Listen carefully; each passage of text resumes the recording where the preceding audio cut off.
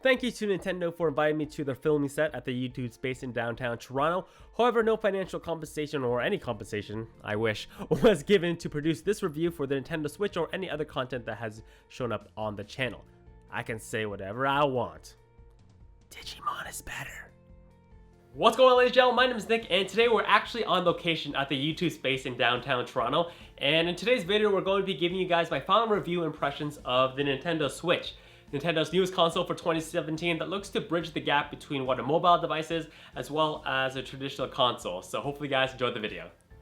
Alright, during my week with the Nintendo Switch, I really wanted to kind of put the console through the ringer on its three different ways that you can play it. You can play it in the traditional console mode, you have the tabletop mode, and then you have the handheld mode. Those are the official terms that Nintendo uses when describing the different ways that you can play Nintendo Switch. So I kind of went in expecting, and pretty much it met my expectations of what a traditional console would be. That means hooking up to your TV, playing with your standardized controller, and the experience was, I'll be honest, it was average.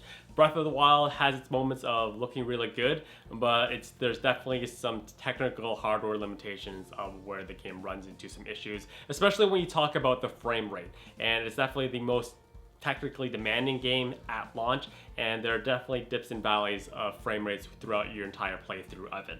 And I don't think I kind of expected that, because if you look at it, the main console itself is basically almost like a handheld device, and it's very portable, which is the main reason why you buy the console. But I still have to tell you that it's not nearly as powerful or as technically robust as a PlayStation 4 or an Xbox One. So although the Nintendo Switch is probably at best your average console, there's still kind of things in the air. But where the Nintendo Switch really excels, that kind of pushes it through into the market, is its portable mode, being able to play it mobilely. And there's two different ways that you can play the Nintendo Switch. You can either play it in its handheld mode, which is basically your standard mode that you see everywhere, such as, in comparison, probably how you play PlayStation Vita or the PSP, basically like this, with the two Joy-Cons attached to the screen. And then you have its tabletop mode, which is literally you detach both Joy-Cons, you stand up the screen, and with this little flip switch at the back, it stands up by itself, and you play with the controller separately in your hands, either with one hand in each controller or if you have the attachment. And it's just a phenomenal experience the entire way through. It translates so well. Being able to pick up your games from your home console, your file saves, your games wherever you downloaded them, it just works so great. And the screen looks gorgeous. It runs at only 720p, but I think for this screen size, 720p works, because at this screen size, you wouldn't really notice the difference between 720p and 1080p. Battery life worked well. I never ran out of batteries probably after a couple hours of play.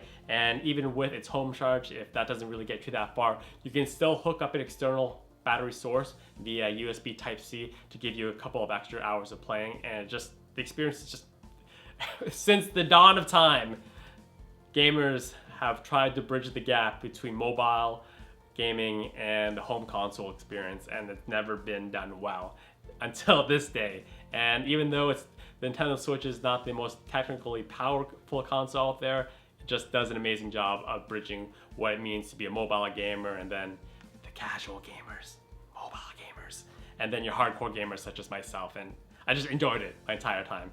But although mobile with its portability mode, with tabletop and handheld are phenomenal experiences, it is not all sunshine and roses with the Nintendo Switch. So let's first talk about the price. So at $300, barring any flash sales that PlayStation and Xbox do once in a while with their consoles, it is the most affordable console out there at the moment at $300 at launch. However, there are a couple of glaring things that I think were taken out, reduced to kind of get it to that price point. First off, you can't charge the Joy-Cons, the main controller for the console, unless it's hooked up to the screen and docked to the main unit that's hooked up to the television. In order to charge separately when attached to the Joy-Con grip, you actually have to buy a separate grip that has attachments that you can charge to. The one that comes default in the box, there are no plugs anywhere that you hook up either an external power source or another battery or a charging cable. It's just no go. So kind of a big deal in my opinion, not being able to charge the controller unless it's stocked up, unless you buy another accessory. I think once again this was done to kind of just keep costs a little bit lower to reach that sweet point of $300. And storage is probably the biggest issue as well with this device. It has less than 30 gigabytes of storage at launch, and the only way to expand it is to buy a micro SD card. And I probably wouldn't want to buy an SD card that's less than, I would say, 64 gigabytes, and that'll probably range you about 40 to 50 bucks depending on where you buy it in sales and all that kind of stuff. So while we're on the topic of storage, as you can see by the screen right here, and I'll use the term AAA loosely here when including Just Dance, but as you can see, Breath of the Wild as well. The standard size for a Nintendo Switch game ranges between 12 to 13 gigabytes worth of data.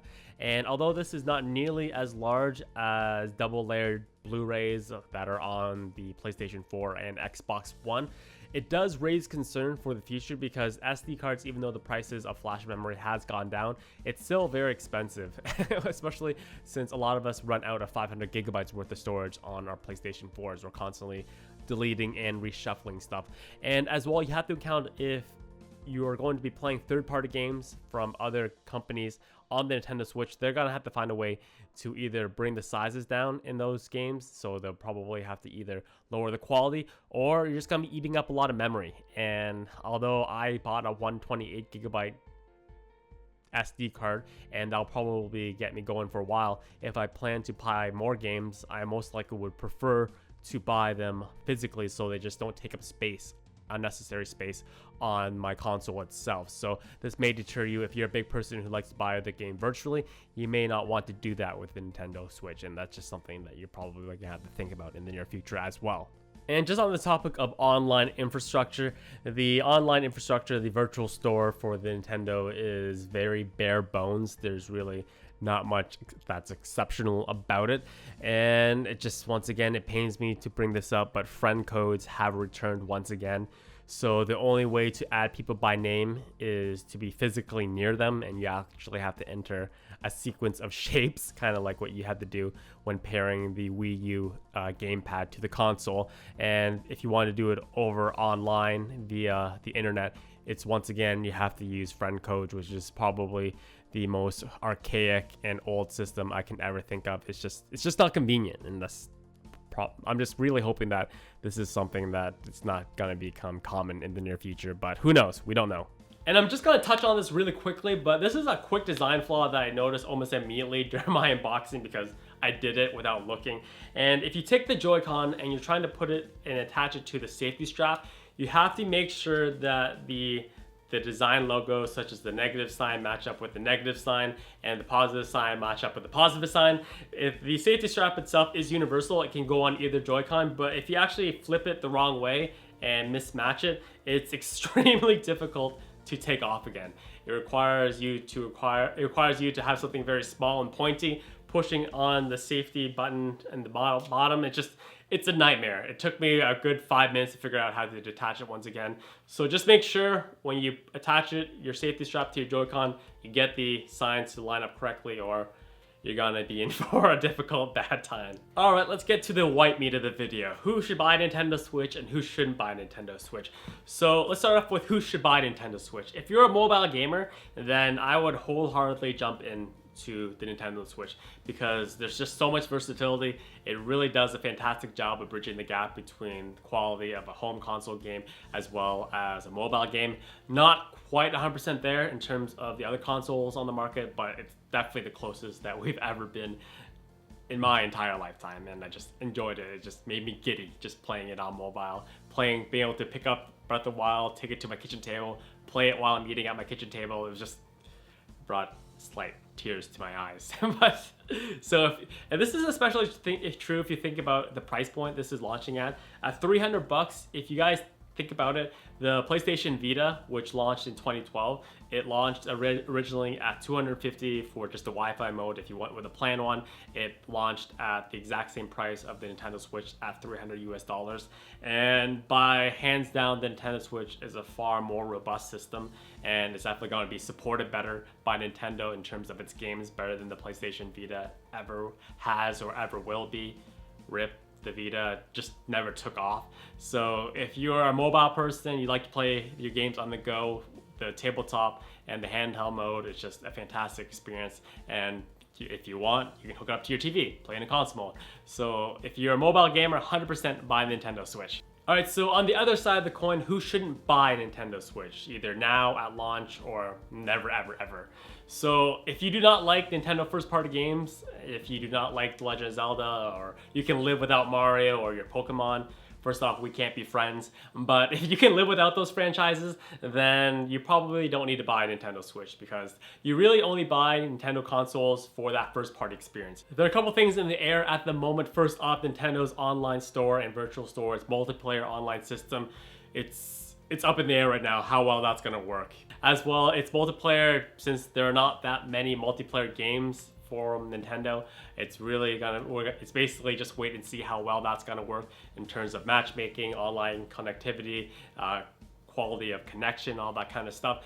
And probably the biggest thing that will determine how successful from a financial point the Nintendo Switch will be is third-party support. Because as we all know, one company cannot make just all the games. It has to rely on third-party support from studios such as EA, Activision, Ubisoft, and if it doesn't have third-party support, then all you're playing is just first-party Nintendo games. And if that's not something you're into, if you're not really that of a die-hard Nintendo fan, then this console may not be for you. Especially when you consider the fact that it's not the most technically powerful console out there in terms of its specs. You basically, once again, gotta be playing, relatively speaking, average-looking games when you compare it to the other consoles on the market. So once again, if you're not into first-party Nintendo games, this may not be for you at all. Alright, ladies and gentlemen, that's it for my final review and impressions of the Nintendo Switch. It's really a console, it's meant to be a hybrid device, and as such, there is give and take in different areas. As a portable device, on the go, handheld mode, tabletop mode, it does a phenomenal job at what it does, being able to basically play anywhere you want, carry your save files wherever you want, and just, pick up and play. But as your traditional console hooked up to your TV, it's probably average at best.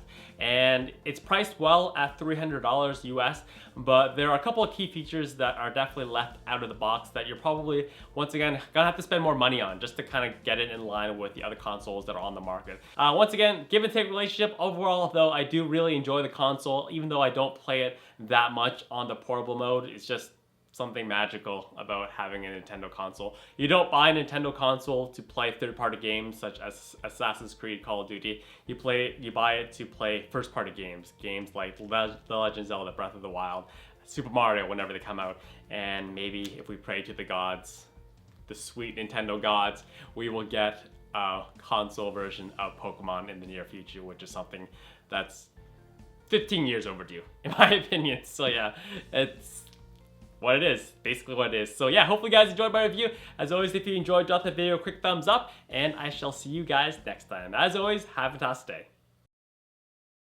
Alright, so I thought to myself that no self-respecting Nintendo Switch review would be complete without the very infamous Nintendo Switch cartridge test. So it's pretty much taken the internet by storm, so we're gonna see what it's all about today.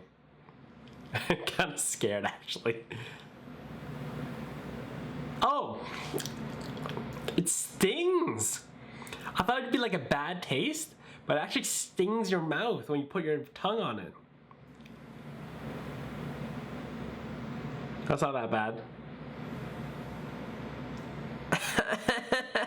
Mario, why?